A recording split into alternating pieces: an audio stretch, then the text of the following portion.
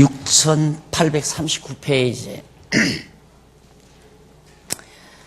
이번 교훈과 질책에 의한 성취 내용을 마태복음 10장에서부터 12장까지 우리 살펴보는 기회가 되겠습니다. 여기 교훈과 질책은, 교훈은 비교적 제자들에게 하는 내용이고요. 질책은 당시의 바리새인들, 서기관들, 장로들, 유대교 지도자들을 향해서 질책하는 내용이 대부분 나옵니다. 그래서 명심하실 일은, 교훈이 나올 때에는 이 교훈은 성경께서 예수님을 통하여 직접 우리에게 교훈하는 내용이니까 그냥 교훈을 그대로 우리들이 교훈으로 받으시면 됩니다.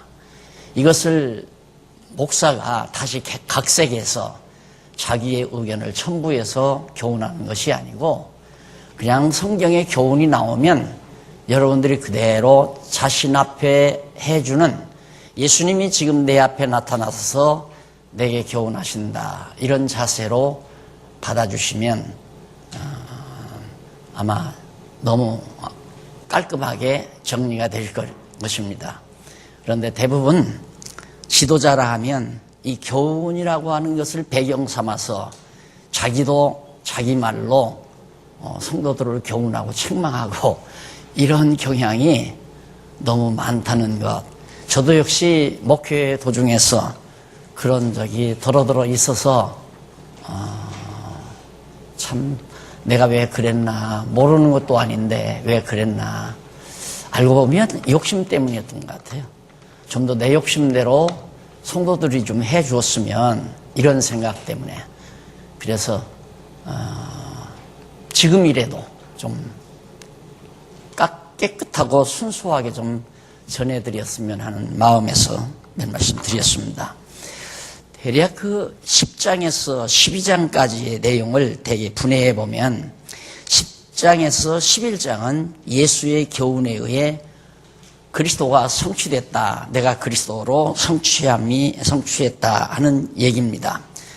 바로 그리스도를 성취했다는 얘기인데, 교훈과 질책이라고 하는 것은 선지자가 하는 일이죠. 선지자가 하는 일이 하나님의 말씀을 근거해서 하나님께서 주시는 말씀대로 백성들을 교훈하고 질책하는 일이 선지자들이 하는 일이에요. 그러니까 예수님이 진짜 참 선지자로 오셨으니까 그리스도의 직임 가운데 하나인 직책을 가지고 계신 선지직을 가지고 오셨기 때문에 마땅히 예수님도 교훈을 하고 질책을 해야 되지 않겠어요? 그러니까 여기서 예수님이 교훈하고 질책하는 것은 물론 이중적 효과가 있죠. 잘못하는 사람들에게 깨닫게 하기 위해서 교훈도 할 뿐만 아니라, 제자들을 예수님의 제자답게 양육하기 위해서 교훈하기도 하죠. 그러나 본래 근본 의미는 예수님 당신이 진짜 선지자다, 내가 선지직을 가지고 있기 때문에 그리스도가 분명하다라는 사실을 계시하기 위해서 교훈한다는 사실. 교훈이, 상대가 교훈을 듣고 바르게 살거나 행동하기 위한 데 근본 목적이 있는 것이 아니라, 교훈의 근본 목적은 예수님 당신이 참 선지자인 그리스도라는 사실을 증거하기 위해서 교훈한다. 그것이 이제 10장에서 11장까지 나와요. 그 다음 12장 한 장은 예수의 질책에 의해 역시 성취하는 내용.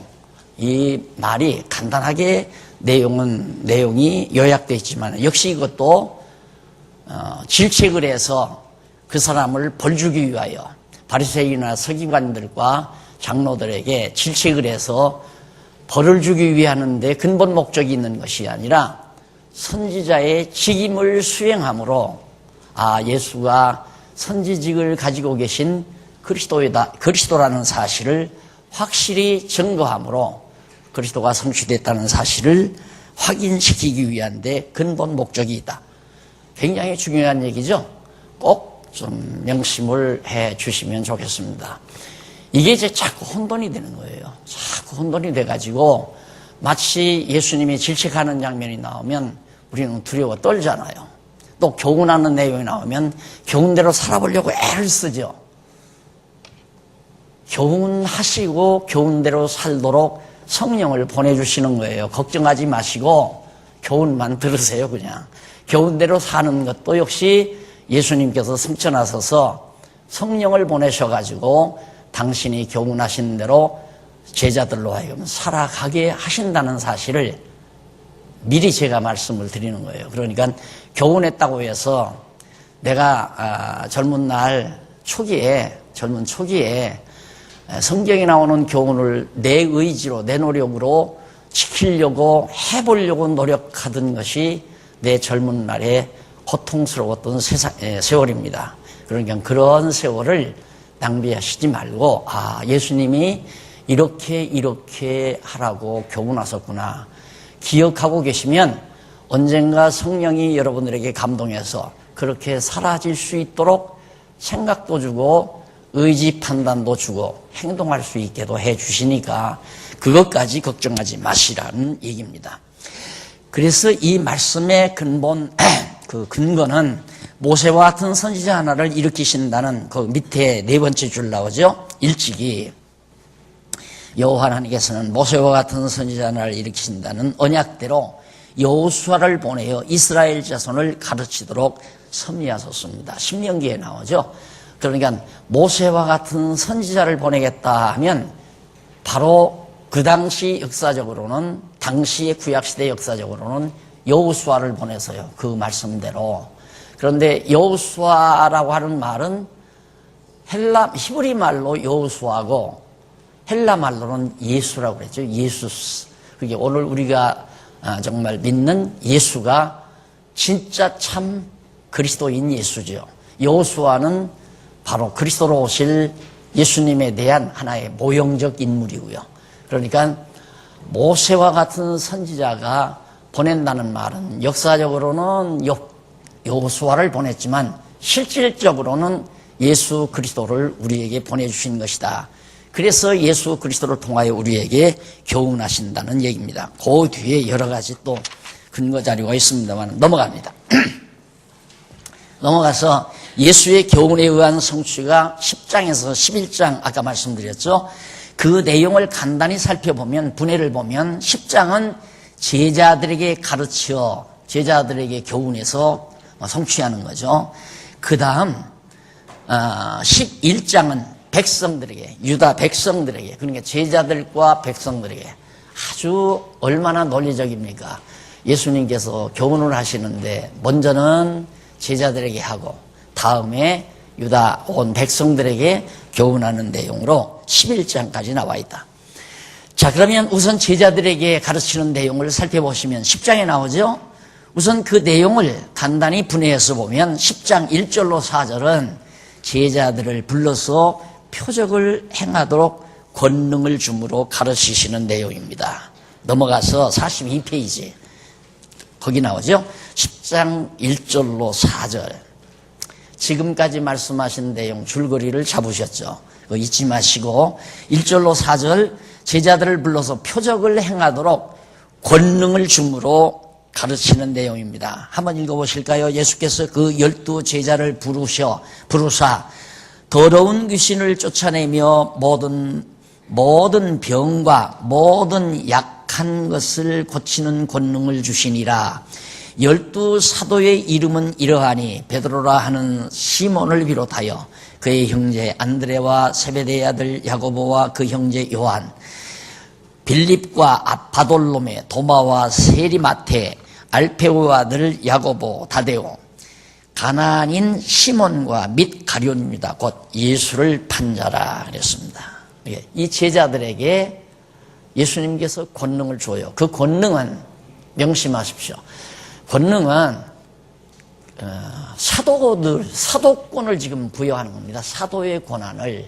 그런데 이런 성경을 허다한 교사들이 착각을 해서 예수님이 나에게도 권능을 주면 안전방위도 일으키고 또 소경의 눈을 띄우기도 하고 이렇게 생각을 하는 거죠. 물론 예수님이 주시면 할 수 있어요. 그런데 문제는 지금 만약에 내가 죽은 자를 살렸다 하면 모든 사람들이 나를 신으로 합니다. 그건 나에게 엄청 불리한 거죠. 나를 교주로 만드는 중요한 요인이 됩니다. 사람들은 자기가 좋아하는 사람에게 모든 걸 이렇게 다 의지하고 따르고자 하는 욕망이 있잖아요, 인간에게는. 그런데 만약에 내가 여기서 죽은 자를 살려냈다 하면 여러분들은 나를 그대로 신으로 알고 있어요. 그러면 나는 주책을 떨게 되면 내가 교주가 되는 거죠. 모든 사람이 나를 좋아하고 가는 데마다 죽은 자 살리지, 안전방 일으키지. 제자들에게 잠시 그리스도임을 증거하기 위해서 사도권을 지금 부여하는 거예요. 그러니까 너희가 아무리 나가서 그런 권능이 나타난다 하더라도 쉽게 말해서 자만하지 말라는 얘기예요. 그러면서 이제 권능을 부여하는 한 제자들을 일일이 거명을 했는데, 이 제자들을 향해서 거기 5절로 15절에 보면 이 43절 12제자에게 복음 전파할 대상과 방법을 가르쳐 주죠. 누구에게 복음을 증거하고 누구에게 어떤 방법으로 복음을 증거할 것인가, 거기 나와요. 자, 보면 거저 받았으니 거저 주어라. 이게 매우 중요한 부분의 하나입니다. 거저 받았으니 거저 주어라. 너 지금 너희들 나한테 병 고치는 권능, 또한 이 모든 하나님 예수님께서 표적을 행할 수 있도록 그렇게 했는데, 가서 남의 병 고쳐줬다고 해서 돈 받거나 또 죽은 자 살려줬다고 해서 돈을 받거나, 이게 복음을 증거하고 돈을 꼭 받아야 된다는 생각하지 말라 그 말이에요. 거저 받았으니 다 거저 주거라. 당연한 거 아니에요? 정말 당연한 거예요. 그러니까 왜 교회가 부패하냐면, 교회가 돈벌이 수단이 되니까 교회가 부패하는 거예요. 이건 물어볼 것도 없는 거예요. 교회를 시작해서 개척을 하면 모든 사람이 날 들어 성공했다고 할 거 아니에요. 이렇게 다 건물도 짓고 이랬으니까. 그럼 성공했다는 이건 다 내 걸 삼아야 성공이죠. 그렇잖아요. 이걸 다 내 걸 삼아야. 그러니까 모든 분들이 다, 그러니까 교회의 주인을 세워놓으면 꼭 명심하십시오. 교회의 주인, 그게 누구냐면 당회장이에요. 교회의 주인을 세워놓으면 그때로부터 부패한다는 거 꼭 명심하십시오. 절대 당회장 세우지 마십시오. 주인을 세우지 말라 그 말이에요. 그리고 모두가 다 주님의 종으로 사십시오. 어느 누구라도 다 주의 종이니까, 각각 주의 종이니까. 자기가 부패시켜놓고 교회 부패했다고 탄식하고 교회 부패했다고 비난하고, 이건 잘못된 거죠. 그러니까 거저 받았으니, 내가 다 거저 너희들에게 권능을 주어서 보내니까 가서 다 거저 주어라. 그렇게 말씀하는 것이 8절에 나와요. 병든 자를 고치며 죽은 자를 살리며 문둥이를 깨끗하게 하며 귀신을 쫓아내되 너희가 거저 받았으니 거저 주어라 하는 얘기입니다. 그런데 문제는 5절로 10절에 보면 먼저 대상입니다. 대상. 누구에게 복음을 전할 거냐? 제자들에게 복음을 잃어버린 양에게 전파하라 나오죠. 5절로 10절에 보면 예수께서 12제자에게 복음을 잃어버린 양에게, 잃어버린 양이란 이스라엘 백성 가운데 잃어버린 양, 이미 양은 양인데, 그건 예수님의 택한 백성이란 말입니다. 양은 양인데 잃어버렸으니까 그 잃어버린 양들을 찾아서 전파하라 하는 얘기예요. 그래서 이스라엘 집에 잃어버린 양은 44페이지 위에서 5째 줄 앞부분에 보면, 그리고 이스라엘 집에 잃어버린 양은 이스라엘 백성 중에 택함을 받은 자들을 말합니다. 예수께서 제자들에게 아직 이방 민족에게로 가지 말고 우선 이스라엘의 택한 백성에게 가서 천국 복음을 전파하라고 명하신 것입니다. 그러니까 순서가 있어요. 그게 왜 하나님께서 그렇게 정해놓으셨으니까. 그래서 예수님께서 사도행전에서 너희가 성령이 임하면 권능을 얻고, 첫째 유다, 그건 이스라엘 백성들이죠. 유다와 예루살렘, 첫째 예루살렘, 그 다음 유다, 그게 이제 이스라엘 백성들이에요. 그 다음 사마리아, 그 다음이 사마리아가 이방입니다. 사마리아와 땅끝까지. 그러니까 우선은 먼저 유대인에게 복음을, 하나님의 택한 백성, 이스라엘 백성들 잃어버린 양에게로 가서 복음을 전파하라. 자, 그러면 오늘 우리도 먼저 가서 전하라고 했으니까 이스라엘 가서 전해야 되겠습니까? 그거 아니라 말입니다. 지금은 이방인에게 전하는 시기죠. 성급한 우리 여집사 하나가 예수님께서 그렇게 한다고 해서 앞으로 이스라엘 사람들이 예수 믿는다니까 지금 10여 년 이전에 이민 가가지고 지금 이스라엘에서 살면서 대기하고 있잖아요. 믿으면 좋은데, 거기 아직 이스라엘 사람들이 자기 복음을 들을 시간이 아니에요. 들을 때가 아니에요. 안 되죠, 그러니까. 왜 이 바보들이 못 듣는지 모르겠다고. 왜 이 바보들이 히브리어를 잘 알면서도 자기만큼 구약 성경을 전혀 모른대요. 답답해가지고. 그런 얘기하는데. 그들은 이미 지나갔어요, 이미 전한 것이. 유대인들이 안 받으니까 청감나무 꺾어버리고 돌감나무 갖다가 적붙인 거거든요. 그러니까 이제는 돌감나무는 이방인이기 때문에 이방인들이 예수를 믿어야 될 때, 복음을 전파해야 될 때이기 때문에 이방인에게 전해야죠. 자, 그 다음 가면서 전파하되 천국이 가까웠다. 내용까지 천국이 가까웠다. 이 말은 천국은 그리스도가 오셨다는 얘기예요. 그리스도는 왕직을 가지고 계시니까 하나님의 나라의 천국의 왕이신 예수 그리스도가 지금 가까이 왔으니까 바로 다 와서 복음을 믿으라. 그러면서 거저받았으니 가서 거저 주어라. 대상 이스라엘 잃어버린 양. 그 다음 방법은 거저 주고, 그 다음 일꾼이, 그러면서 무슨 얘기가 나오냐면 일꾼이 저먹을 것을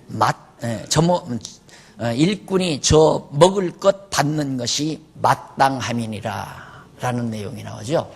이 말씀을 얼마나 곡해를 했느냐면, 내가 하나님의 일꾼이니까 나는 성도들에게 나 먹고 살 것 받는 것이 마땅하다, 이렇게 얘기를 하니까 문장을 잘못 보면 그냥 다 넘어가요.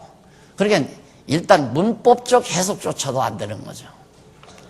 일꾼 누가 시킨 겁니까? 누가 일을 시킨 겁니까? 예수님이 시켰잖아요. 가서 전파하라.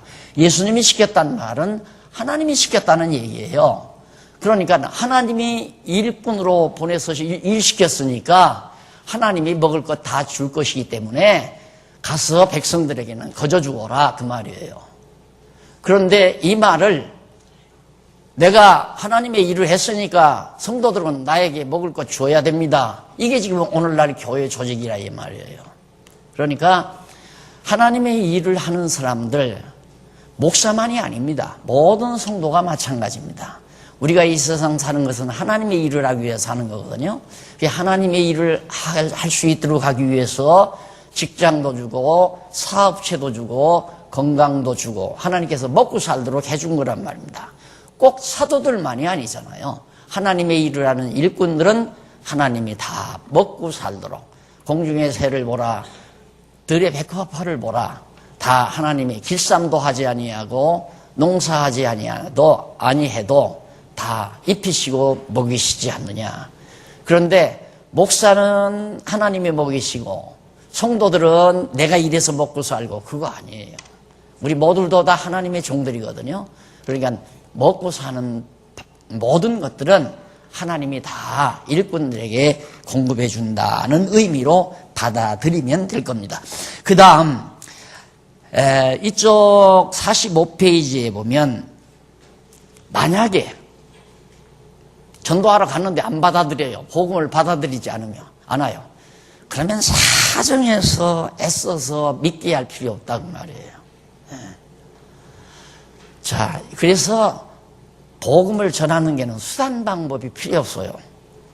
나이가 좀 드니까 점점 자꾸 군더더기가 빠져나가는 느낌을 제가 많이 받는데, 목회를 하다 보면 사람 한 사람이 오면 어떻게 저분을 좀 붙들고 좀 주저앉게 만들까, 그게 온통 마음에. 그래서 이렇게 서도 지난 주일날 왔던 분이 왔나 안 왔나 그거 찾느라고 오늘 말씀 전하는데 완전히 딴 생각이 돌아가는 거예요. 그럴 필요 없어요. 전해서 들으면 잃어버린 양이고, 안 들으면 잃어버린 양이 아니고, 그러니까 발에 툭툭 먼지 들고 나오라 이 말이에요. 왜? 그 먼지가 이 다음 나는 예수 믿으라 소리 저는 못 들었는데요. 이 말할 때 먼지가 일어나 내가 들었습니다. 분명히 아무개 전도사가 와서 예수 믿으라고 전했습니다. 그 먼지가 증인을 삼기 위해서 먼지를 툴툴 털고 오라 이 말. 얼마나 편합니까? 얼마나. 이게 복음 증거라고 하는 것은 아무 데서나 뭐 길거리에서도 어떤 찻집에 앉아서도 어디서나 전할 수 있는 거예요. 어디서나. 그런데 목사님들은 이렇게 잘 가꾸어진 이런 강당에 많은 사람 수백 명 모아놓고 폼재면서 해야만 복음을 전한다고 생각하니까 그게 직업정신이라 말이에요. 직업정신. 그거 아니다 이 말. 어디서라도 전하라 이 말. 어디서라도. 그게 요즘 내가 아무 데라도 가잖아요. 근데 가다 보니까 내 체력이 한계가 올까 봐서 겁이 나요. 아직 할 일이 많이 있는데 남아있는데 그래. 5명 모여도 되고 2명 모이면 1명 모인 데는 가기가 남자 같으면 상관이 없는데 둘 이상만 모이면 누구라도 가르쳐준다는 얘기가 듣고자 해서 왔는데 내가 말을 안 해서 돼요? 그러니까 복음은 돈 나오게 하기 위해서 복음을 증거하는 것이 아니라 하나님의 잃어버린 양을 찾게 하기 위해서 복음을 전하는 거기 때문에 안 들으면 예수가 그리스도라는 말을 듣지 않으려면 그냥 먼지 털고 끝내라 이 말이에요. 거기서 그냥 애쓸 필요가 없다. 그러니까 바울의 전도 행적을 보면 복음을 다 전하면 가요 다른 데로. 그냥 전한 대로 믿으라고 말이에요. 전했으니까 성령이 깨닫게 해서 열심나게 해서 믿고 신앙생활을 하도록 하신다는 걸 목회는 그러니까 성령께서 하시는 거죠. 전달은 성령께서 사도들을 종들을 통해서 전달하게 하고 그러니까 막판에는 얼마나 많은 고생을 많이 해요. 그런데 에베소 교회 장로님들이 가서 그거 안정된 교회 아니에요? 에베소 교회가 상당히 안정된 교회거든요. 장로님들이 가서 바울을 붙들고 제발 여기 우리와 함께 사십시다. 예루살렘 가면 죽습니다. 지금 당신 죽이려고 막 지금 벨르고 있는 악당들이 지금 있습니다. 위험합니다. 가지 마십시오. 그러니까 바울이 단호히 거절하잖아요. 단호히. 다 거절하고 자기 전할 거 전하잖아요. 자기 갈 곳 간다 이 말이에요. 그러니까 복음 전도, 복음을 전하는 자의 임무라고 하는 것이 안정된 상태에서 10년이고 20년이고 30년이고 대우받으면서 밥 먹고 살면서 그렇게 하는 것이 복음 전도가 아니라는 거. 너무 분명하죠. 너무 분명하다. 그래서 이걸 바꿔야 되겠는데 겁나서 못 바꾼 거죠. 과거에는. 겁나서. 확 바꿔버린 겁니다. 여러분들도 이제 복음을 들었으니까 친구들하고 차를 마시든 상관이 없어요. 여기 또 설교 나가려고 하잖아요. 들었으면 여러분들이 나도 하나님의 일꾼으로서 거저 받았으니 거저 주어야 되겠다 이렇게 생각을 하시면 어디서라도 상관이 없어요. 반대를 하든 2단이라고 하든 3단 2단이라고 하면 그만둬버리면 끝나죠. 그래 2단이면 그만둬라 듣지 말아라 이 말이에요. 그런데 요즘에는 왜 그렇게 달겨들은지 모르겠어요. 국내에 있는 한국교회 목사님들도 계속 공부하겠다고 아마 연말쯤 또 들어올 거예요. 월말쯤 한 팀이 또 들어오는데 중국에서 몰려오고 득 갔다고 오잖아요. 득 갔다고. 이게 제대로 된 거예요. 바울이 로마에 가서 새 집어넣고 가만히 앉았는데 듣고 믿기로 작정된 자들은 다 와서 듣고 믿더라. 성경대로 되잖아요. 그런데 그냥 쫓아다니면서 왜 안 나오셨습니까? 지난 주일날 무슨 일이 있었습니까? 사정하고 그냥 매달리고 나오라고 그냥 사정하고 매달리고 그러면서 이제 놀려면 그만큼 목사가 이제 인기가 있어야 되고 목사가 이제 그만큼 정말 모든 성도들을 이렇게 추스리는 능력이 있어야 되고 그러다 보니까 연예인들이 지금 성공하는 연예인들이 목회를 하는 그런 시대가 오지 않았어요. 그거 아니에요. 목사는 듣거나 말거나 성경 가르쳐주고 마는 여러분들이 그동안 보셨죠? 10명 와도 마찬가지 100명 와도 마찬가지 500명 400명 500명 앉아서도 마찬가지 조금 앉았다고 내가 게을리한 건 없잖아요. 복음을 전하는 일 이것은 수에 달린 것도 아니고 억지로 묶어놓고 가르치는 것도 아닙니다. 듣기 싫으면 먼지 털면 된다. 꼭 그 다음 16절로 23절 전도자의 자세와 당하게 될 핍박을 대비할 것을 가르쳐 줍니다. 전도자의 자세가 어떤 자세인가? 16절로 20절에 보면 중간쯤 나오죠. 46페이지 중간쯤 보면 16절로 20절에 예수께서 전도자의 취할 덕목과 전도자가 취할 덕목은 어떻고 받게 될 핍박에 대해서 위로하면서 가르치는 증거 내용이 거기 나옵니다. 자, 너희들이 자세는 뭐냐면 어디를 가든지 내가 무슨 말을 할까 이거 걱정하지 말아라.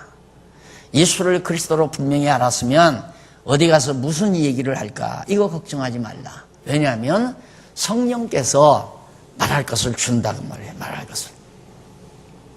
그러니까 지금 그 목회자 아카데미, 그 성경신학 목회자 아카데미 목사님 중에 그걸 주도하신 목사님이 있는데 매번 따라다녀요. 매번. 지금 11번째 나와서 들었는데 목사님 언제 끝나요? 그러더라고요.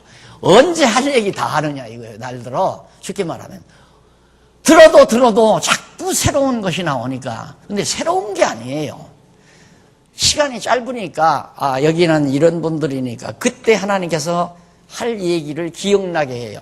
기억나게 해서 그 얘기 해주면 전에 못 들었던 거 아니에요. 그러니까 또 하나 듣죠. 또 하나 듣죠. 그런데 절대 이 하나님의 말씀 증거하는 것은 지식 자랑이 아니에요. 자기의 지식을 갖다가 자랑하는 게 아니에요. 그냥 하나님의 말씀에 기록된 말씀을 순수하게 전하고 가르치는 일이죠.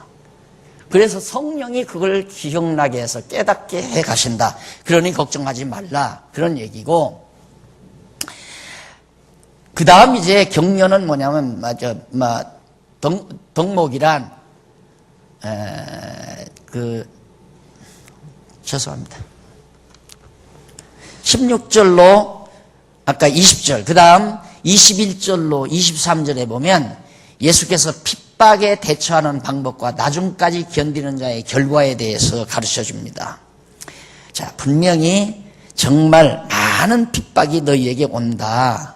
그래서 예수께서 장차 형제가 형제를, 아비가 자식을 죽는 데 내어주며 자식들이 부모를 대적하며 죽게 하리라. 그만큼 엄청난 핍박이 너희에게 온다.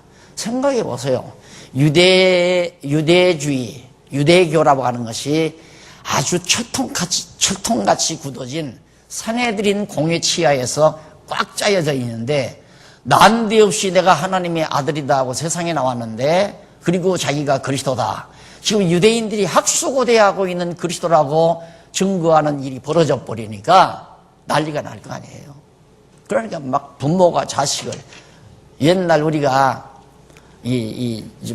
공산주의 사상이 범람해지니까 한편 이북에서 공산주의가 자리하고 있는 이북에서는 아들이 부모 고발하고 부모가 아들 고발하고 형제가 형제 고발하고 그래서 죽게 만들고 그런 일이나 똑같은 거죠.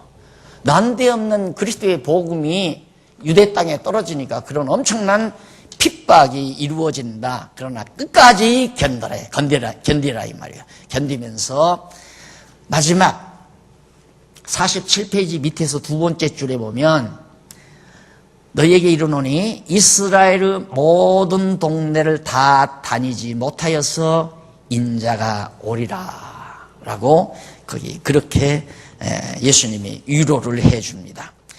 여기서 오리라고 하는 말, 이게 난제예요. 이스라엘 집에 다 다니지 못하여서 너희가 모든 동네, 이스라엘이 모든 동네를 다 다니지 못하여서 인자가 오리라. 이스라엘 땅의 복음이 다 증거되기 전에 예수님이 재림한다. 이게 말이 안 되잖아요. 그래서 이 성경 구절이 하나의 난제인데 넘어가서 48페이지 거기 보면 다섯째 줄 헬라어 하나 나오죠. 엘코마이라는 말이 나와요. 이 말은 오다라고도 번역해요. 나타나다, 드러나다, 나타나다 라는 그런 뜻이 됩니다. 그러니까 오다, 나타나다. 그런데 여기서는 다 다니지 못하여서 인자가 나타나다 이렇게 번역을 해야 된다는 얘기죠. 인자가 오리라 하지 말고 인자가 나타나다. 뭘로? 왕권을 가지고 나타난다 이 말이에요. 그래서 그것은 그러면서 예수님께서 너희가 죽기 전에 왕권을 가지고 오는 것을 볼 자들도 있느니라고 하신 16장 17절에 그런 말씀이 있어요. 예수님이 너희가 죽기 전에, 그러니까 제자들이 이 세상에서 죽기 전에 예수님이 오시는 걸, 왕권을 가지고 오는 걸 본다 이 말이에요. 그럼 재림하는 걸 본다는 얘기거든요. 그러면 지금까지 살아있어야 돼요. 왜? 예수님이 아직 재림을 안 했으니까. 그런데 그 말은 예수님이 바로 변화산에서 왕권을 보여줄 걸, 왕권으로 나타났었어요. 왕권을 가지고. 변화산에 모세와 엘리야가 양쪽에 있고 예수님이 변화돼서 나타났잖아요. 새 제자들을 데리고 가서. 그러니까 베드로가 여기다가 장막 셋을 짓고 하나는 모세를 위하여, 하나는 엘리야를 위하여, 하나는 주를 위하여 그냥 여기서 그냥 오래오래 살았으면 쓰겠습니다. 이런 얘기예요. 그러니까 무슨 얘기냐면 예수님께서 내가 분명한 그리스도다. 왕직을 가지고 있는, 왕권을 가지고 있는 그리스도이니까 설령 너희들에게 온갖 핍박이 오고 고통이 오더라도 견뎌라. 끝까지 견뎌라. 이 당부를 하기 위해서 예수님이 그렇게 말씀한 거다.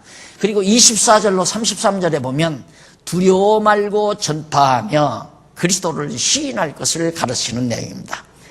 예수가 그리스도라는 이 복음을 아무 걱정, 근심, 두려움 다 저버리고 천국 복음을 전파하라는 거죠. 그것이 24절로 27절 49페이지 나오죠. 세 번째 본문, 성경 구절 빼고 본문 강론 세 번째 줄, 예수께서 핍박을 두려워하지 말고 들은 바 천국 복음을 전파하라고 가르침으로 증거하신 내용입니다. 결국 제자들에게 가르치는 내용은 복음 전하라는 얘기예요. 복음 전하라. 이게 정말 중요한 얘기거든요. 근데 목회를 하다 보면 복음을 전할 수가 없죠. 그냥 교인들 모아놓고 몇십 년 죽는 날까지, 늙어 죽는 날까지 그 교인들에게만 전하고 가르치는 일, 그 일 하다가. 그래서 내가 요즘 그러잖아요. 이제 여러분들 그냥 몇 년에 다 끝내버리시고 더 공부할 생각하지 마시라.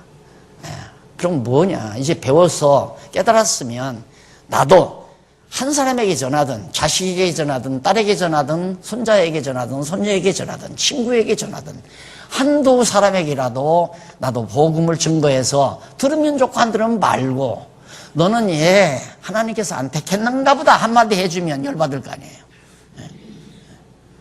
네가 하나님의 택한 백성이면 내가 하는 말을 너도 믿어질 거야. 미리 얘기하고 들어도 좋고 안 들어도 좋다. 내가 강요하지는 않지만 성경은 여차여차해서 하나님의 아들 예수가 그리스도라는 걸 증거한단다. 내가 3분이면 된다고 그랬잖아. 3분이면 하나님 살아계신 걸 알 수 있도록 알 수 있는 게 아니라, 그렇다면 하나님이 살아있겠다, 있을 것 같네, 이런 정도까지는 만들어준다 이 말이야.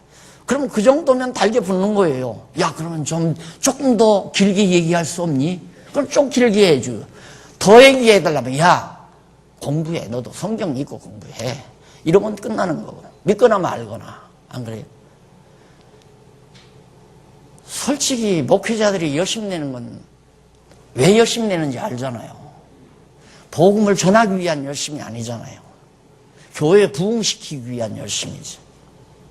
교회 부흥이란 이미 구원 얻은 사람들을 모아놓는 거예요.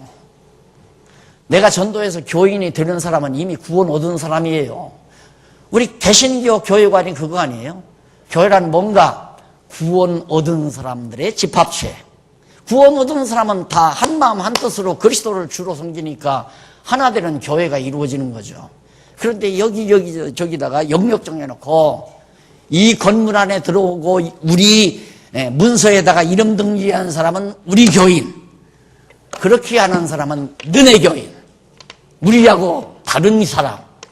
그래서 파당을 짓게 만들고 감리교, 성결교, 장로교 만들어놓고 서로 너희가 옳다, 내가 옳다, 그렇게 만들어가는 인간들의 집단, 이것이 교회를 부패하게 만든다는 것은 너무 분명한 사실입니다.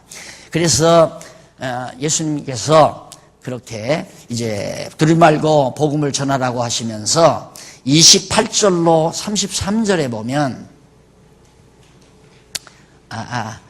전하라고 하면서 제자가 그 선생보다 24절로 27절에 보면 핍박을 두려워하지 말고 들은 바 천국 복음을 전파하라고 가르치면서 예수께서는 제자가 그 선생보다 또는 종이 그 상전보다 높지 못하나니 제자가 그 선생 같고 종이 그 상전 같으면 족하다. 그 이상 더 바라지 말라.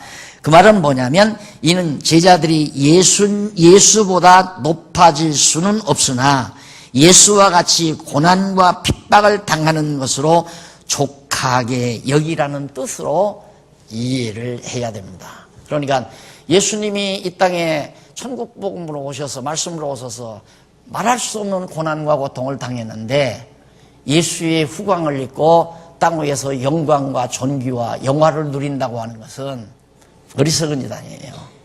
그러니까 설령 너희들이 모진 고난과 핍박이 온다 할지라도 당연히 선생같이, 내가 너희들의 선생인데 나같이 사는 거니까 족하게 여기라, 그런 얘기예요. 그 다음 그런 의미로 예수님께서 말씀하신 것이고, 집주인을 바알세불이라 하였거든 하물며 그 집 사람들이랴 라고 말씀하셨다. 이는 바리새인들이 예수를 귀신의 왕 바알세불이라고 비난을 했는데 그 제자들 얼마나 더욱 비난하며 핍박을 하겠느냐. 예수님을 가리켜서 바알세불이라고, 귀신의 왕이라고 그렇게 핍박을 했는데 내 제자인 너희들은 얼마나 핍박할 거냐. 그러니까 핍박받을 각오를 해라. 교훈한다고 겨우 이런 교훈을 했다 이 말. 만약에 제가 강단에 서서 늘 주를 위해 고난 받으십시오, 주를 위해 배고프십시오, 그 주를 위해 굶주리십시오 그러면 교인들 하나도 안 올 거예요. 실제로 그런 일이 있어요. 신입부 교육을 하는데 제가 많은 사람들이 그냥 예수 믿으면 돈 많이 벌고 모든 일이 잘 되고 형통하는 줄 알고 그러는데 예수를 믿는다는 건 그런 거이 아닙니다. 그랬더니만 슬쩍 들리는 얘기가, 어떤 분이 한 분 안 나와요. 그 다음 왜 안 나오나 했더니 슬쩍 들리는 얘기가, 예수 믿으면 좀 하는 일도 잘 되고 복도 좀 받을 줄 알았는데 듣고 보니까 그게 아니라서 안 나와. 당연하죠. 안 나와죠. 근데 예수님은 계속 제자들에게 고난 받으라 이 말이에요. 그 다음 넘어가서 10장 34절로부터 42절, 오신 목적과 사도의 사명과 영접하는 자세에 대해서 가르쳐. 예수님이 왜 왔나, 오신 목적과 사도의 소명 조건 및 각오에 대해서 34절로 39절까지 말씀이 나오는데, 내가 세상에 화평을 주러 온 것이 아니라고 그러죠. 온 목적은 분쟁을 일으키러 왔다.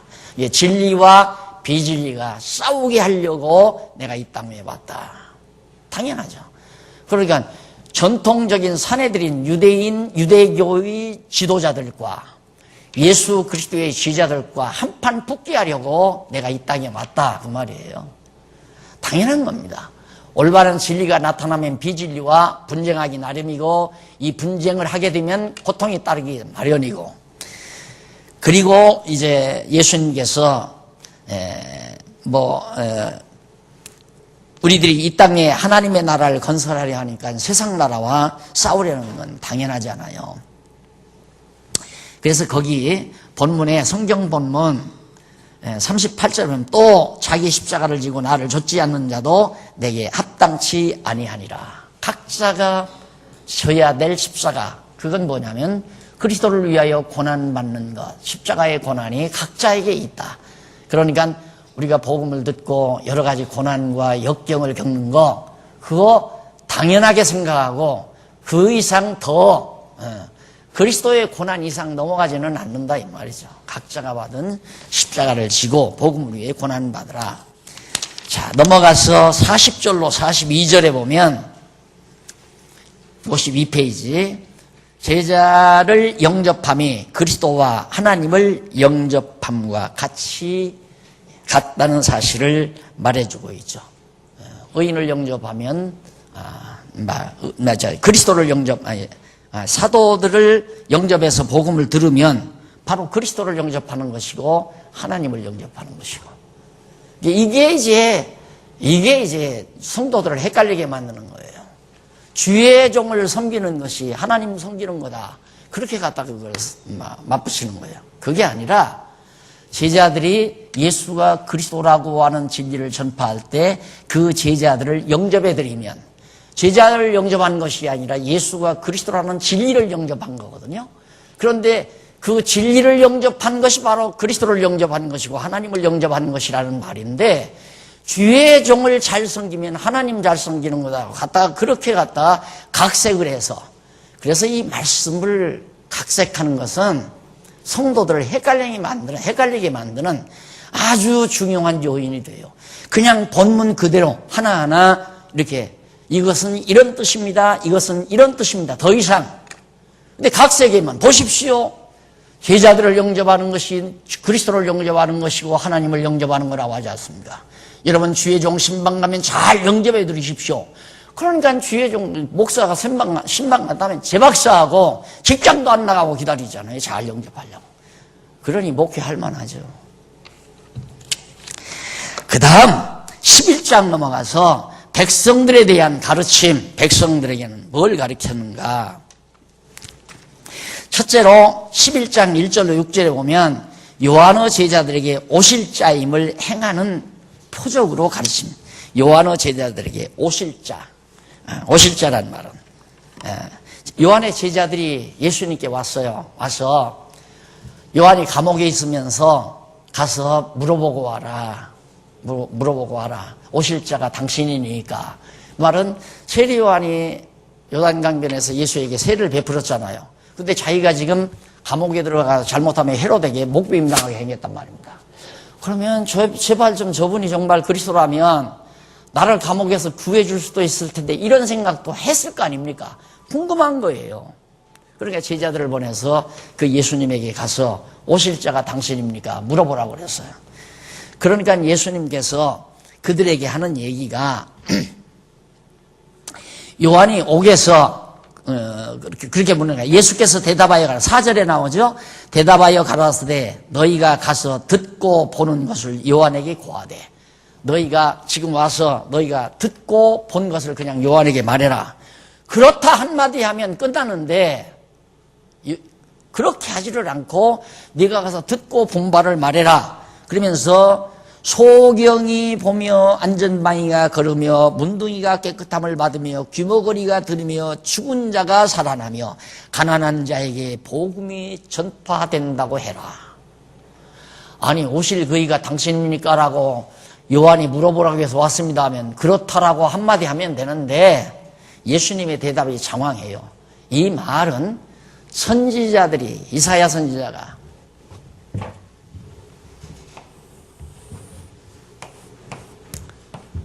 한 700여 년 전 이사야, 예수님 오시기 전 700년 전 이사야가 장차 그리스도가 오면 안전방이가 걷고 소경이 보며 죽은 자가 살아나고 문둥이가 깨끗해진다. 깨끗하게 한다. 오실 그이는, 메시아 오실 그이가. 그렇게 이사야가 예언을 한 거예요. 그러니까 세례 요한도 이 예언을 알 거 아니에요. 그러니까 예수님은 요한의 제자에게 가서 문둥이가 깨끗해지고 소경이 보며 죽은 자가 살아나고 안전마이가 일어난다고 가서 그렇게 말을 해라. 그 말은 뭐냐면 오실 자 내가 맞다, 오실 그리스도다, 그 말이에요. 그런데 내가 만약에 지금 안전마이 일으키면 내가 그리스도죠. 안 그래요? 그래서 아까 제자들에게 능력을 주었다는 건 메시아 권한을 줬다는 얘기예요. 그러니까 그건 사도들만에게, 사도들이 특권이에요. 지금 사도가 없잖아요. 목사는 교사예요. 성경 가리키는 교사. 교사에게는 그런 능력을 예수님이 안 줬어요. 그러니까 착각하면 안 된단 말입니다. 자, 그래서 대답하라고 해서 보낸 거예요. 이렇게 함으로 이제 예수가 그리스도이심을 증거한 거고, 7절로 19절에 보면 세례 요한의 신분과 지혜로운 옳은 행위에 대해서 가르칩니다. 세례 요한의 신분을 예수님이 말해주는데 7절로 15절에 보면 이쪽 57페이지 제일 상단 예수께서 기록된 언약의 말씀대로 보내주신 세례 요한의 신분에 대해서 가르쳐줍니다. 세례 요한이 이 예수님 앞서 6개월 먼저 나타났거든요. 그런데 예수님 오시기 전 한 400여 년 전에 말라기 선지자가 광야에 외치는 자의 소리가 나타난다. 언제? 메시아가 오기 직전에 광야에 외치는 자의 소리가 나타난다. 언약의 자손이 오기 전에 이제 곧 세례 요한이 온다 그 말이에요. 이걸 엘리야가 나타난다고도 표현을 했어요. 그러니까 예수님이 세례 요한이 오리라 한 엘리야라고 가리키잖아요. 그러니까 오리라 한 엘리야라는 사실을 예수님께서 지금 말해주는 겁니다. 세례 요한의 신분이 어떤 신분이냐? 메시아가 오시기 전, 그리스도가 오시기 전 말라기 선지자가 반드시 오리라고 했던 광야에 외치는 자의 소리, 즉 엘리야가 바로 세례 요한이다. 그 설명을 해준 거예요. 그리고 이어서 줄바꾼 데 보시면 그리고 이어서 그러면 너희가 어찌하여 나갔더냐? 선지자를 보려더냐? 옳다. 내가 너희에게 이르노니 선지자보다 나은 자니라. 내가 너희 선지자 보려고 지금 광야에 나가지 않았느냐? 왜 나갔느냐? 선지자 보려고 나가지 않았느냐? 그래 맞다. 내가 진짜 선지자다. 날 보면 된다 이 말이죠. 이렇게 해서 예수님 자기 자신을 증거하면서 예수님이 그렇게 말합니다. 내가 진실로 너희에게 이르노니 여자가 낳은 자 중에 세례 요한보다 큰 이가 일어남이 없도다. 그러나 천국에서는 극히 작은 자보다 저보다 크니라. 극히 작은 자가 저보다 크다. 자, 이 말이 그래서 이제 세례 요한 지옥 같다는 거거든요. 예, 요한 아니에요, 요한.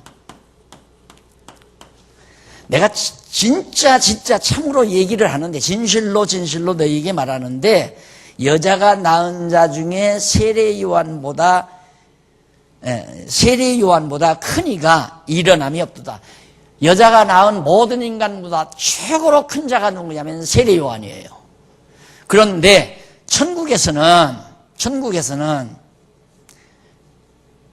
큰 이가 일어남이 없도다. 죄송합니다. 천국에서는 일어남이 없도다. 그러나 천국에서는 극히 작은 자라도 저보다 크다. 천국에서는 하나님의 나라에서는 요한이 극히 작은 자보다, 그럼 더 작은 자가 없잖아요. 그러니까 그렇게 보면 바로 요한은 지옥 간 거죠. 천국에서 가장 작은 자가 요한보다 크다면 요한은 지옥 갔잖아요. 그 말이 아니고 천국에서 작은 자는 예수 그리스도 자기 자신을 말하는 거예요. 내가 가장 작은 자다. 그렇지만 요한보다 내가 크다 그 말이에요. 왜? 요한이 증거하는 자니까. 그러니까 많은 사람들이 하나님의 나라가 임했는데 예수를 우습게 알고 천하게 알고 아주 멸시하고 천대하고 가장 작다 이 말이에요. 그러나 세례 요한보다는 내가 크다. 난 하나님 나라의 왕이니까 세례 요한은 나의 증인이고 그 얘기예요.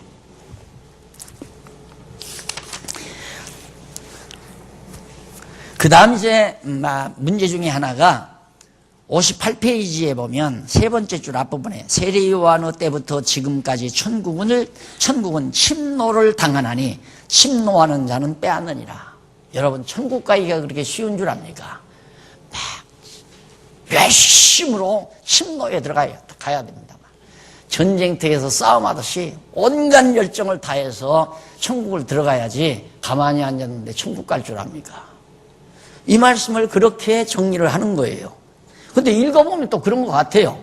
그런데 그 말이 그게 아니고 거기 보면 세례 요한 때부터 지금까지는 세례 요한이 회개하라 천국이 가까웠느니라고 외칠 때부터 예수님이 이 말씀을 가르치고 계시는 그 당시까지 세례 요한이 증거할 때부터 예수님이 증거할 그 사이를 바로 예수님께서 뭐라고 그러냐면 세례 요한 때부터 지금까지는 이 말이 세례 요한 때부터 지금까지 그 앞부분에서 이렇게 나와서 세례 요한 때부터 지금까지 천국은 침노를 당하느니, 그러니까 세례 요한 때부터 지금까지라는 말을 해석해 드린 겁니다. 그 다음에 회개하라 천국이 가까웠느니라고 외칠 때부터 예수께서 말씀하시고 가르치는 계시는 그 당시까지를 말하는데, 침노를 당하나니라는 말, 이 침노당한다는 말이 뭔가? 그 말은 침략당하다, 침략을 당하다, 그 다음 압박당하다, 강요당하다, 억압당하다, 이런 말이에요. 그래서 본문에서는 침략당하다로 번역됩니다. 그리고 침노하는 자는 빼앗느니라. 그 침노하는 자가 뭐냐면 역시 이는 난폭한 자, 침략하는 자라는 뜻이에요. 빼앗느니라는 말은 무슨 뜻이냐면 잡아채다, 끌어당기다, 데려가다. 간단히 말하면 돼요. 예수님이 천국인데 예수님을 잡아가고 끌어가고 예수님에게 침투에 들어오고, 누가? 악당들이. 그러니까 그 당시에 유대교 교권주의자들이 천국이신 예수님을 못 살게 막 침투에 들어온다 이 말이에요. 이걸 갖다가 성경을 잘못 해석해 가지고 여러분, 천국은 침노를 당합니다. 침노하는 자는 빼앗는다고 했습니다. 그러니까 여러분 열심으로 내서 천국을 가야 됩니다. 이런 식으로 인간의 열정을 강요하는 그런 것을 많이 들었습니다. 엊그저께도 누가, 지난번에도 우리 장로님 한 분이 저한테 이 부분 얘기를 하시더라고요. 너무 엄청 잘못되어 있잖아요. 이런 부분들이 성경 구석구석에 많이 있어요. 그걸 제가 하여튼 이렇게 써놓고 가야지, 안 써놓고 가면 이렇게 해석해 놓은 주석이 없으니까. 이 지상에는 없어요. 죄송해요, 제가 써놓고 이런 얘기해서. 근데 이제는 해야 되겠어요. 아무도 이런 말을 잘 하는 사람이 없으니까 누군가가 해줄 줄 알았더니 별로 하는 사람이 없어요.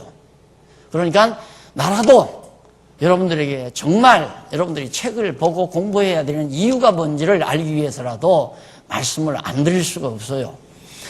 자, 그 다음에 이제 그리고 이어서 예수님은 모든 선지자와 및 율법을 예언한 것이 언제까지 너희가 즐겨 믿을진대 오리라 한 엘리야 곧 이 사람이니라. 그러니까 구약,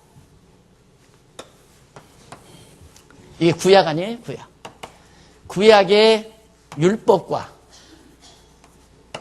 선지, 이제 시서는 시편, 시가서는 선지서 안에 들어가요.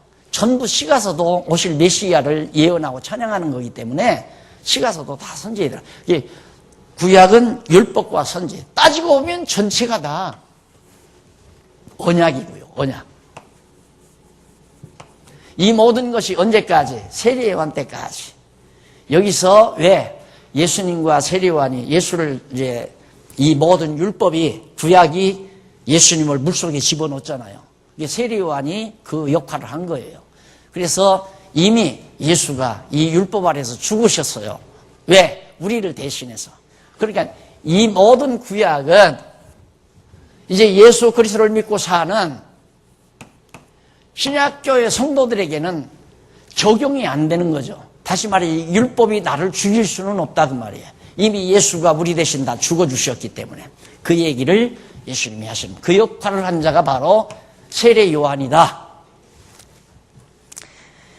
그 다음 11장 20절로 24절에 보면 회개하지 아니한 고울들에 대한 심판의 고통을 가르쳐 줍니다. 하나는 그리스도에게로 돌아오지 않고 그리스도를 믿지 아니하는 자들은, 그래서 가버나움아 내가 하늘에 올라갈 싶으냐 음부에 낮아지리라, 이런 말씀들이 나오죠. 당연하죠. 화가 다 미치게 되어 있습니다. 아직 때가 미치지 않았으니까 화가 미치지 아니하지, 화가 미치게 되어 있죠. 실제로 역사상으로 예수님 승천하신 다음에 주 70년 예루살렘 정복하죠. 로마가. 그 다음 123년인가 주 70년 그 당 가서 완전히 예루살렘이 다 초토화되어 버리고 맙니다. 그때 유대인들이 전부 다 세상 만방으로 다 흩어져 버리고 말잖아요. 그리스도를 용접지 아니하고 그리스도를 십자가에 못 박아 죽인 자들. 그런가 하면 오늘 이 이방 사람, 이방인들도 마찬가지예요. 이방인들도 지금 요한계시록 제가 지금 17장 쓰다 나왔는데 화가 3번이 많이 있어요. 화. 제자라 임하게 돼 있어요. 이게 정해진 때가 있어서 아직 화가 안 임하니까 사람들이 그리스도를 우습게 알잖아요. 교회 알기를 우습게 알잖아요. 교회 지도자들도 교회 알기를 우습게 알아서 그냥 자기 욕망을 채우는 것으로 족하게 생각하는 그런 허탄한 지도자들이 이 땅 위에 즐비하게 있다 이 말이에요. 그리스도의 화는 분명하게 요한계시록에 보면 반드시 정해진 때가 되면, 그래 아시아 7교회가 자꾸 흔들리니까 아니다, 때가 되면 반드시 여차여차한다, 그러니까 걱정하지 말고 참고 끝까지 견디고 이겨라, 이기는 자에게는 멸류관 준다, 이기는 자에게는 만나를 준다, 그러면서 약속하시면서 요한계시록 써나가잖아요. 틀림없습니다. 그러니까 오늘 우리가 이 땅 위에 살면서 그리스도를 믿고 산다는 것이 얼마나 큰 소망인가를 내가 이제 거의 마무리 지면서 오늘 아침에는 여한이 없다, 이 마음이 있다고, 여한이 없다, 더 살고자, 그렇다고 해서 절망적인 게 아니라 하나님이 지금 데려가도 아쉬운 것도 없고 지금 이제 나에게 더 바라는 것도 없고 욕망도 없고 기대하는 것도 없고 정말 여한이 없다. 요즘에는 또 하나님 하시는 일 직접 눈으로 보며 살잖아요. 그거 보고 살기 위해서 체제개혁한다고 그랬죠? 안 했을 때보다도 하나님이 더 일을 더 열심히 할 수 있도록 만들어 놓잖아요. 11장 25절로 30절. 표대로 아버지를 아는 자는 쉬운 멍에를 메고 가라고. 표대가 아니라 뜻대로 아버지를 아는 자는 쉬운 멍에. 예수를 믿고 산다는 것은 아주 쉬운 멍에. 왜? 이거 다 요한 때까지 끝났으니까. 이거 다 끝났어요. 구약대로 살려면 무겁고 힘들지만 예수 그리스도의 멍에를 메고 나면 쉽고 가볍고 평안하다 말입니다. 자유롭고. 그래서 예수님이 수고하고 무거운 짐자들아 다 내게로 오라, 내가 너희를 편히 쉬게 하리라 라고 가르쳐 주신 겁니다. 잠시 쉬셨다가 12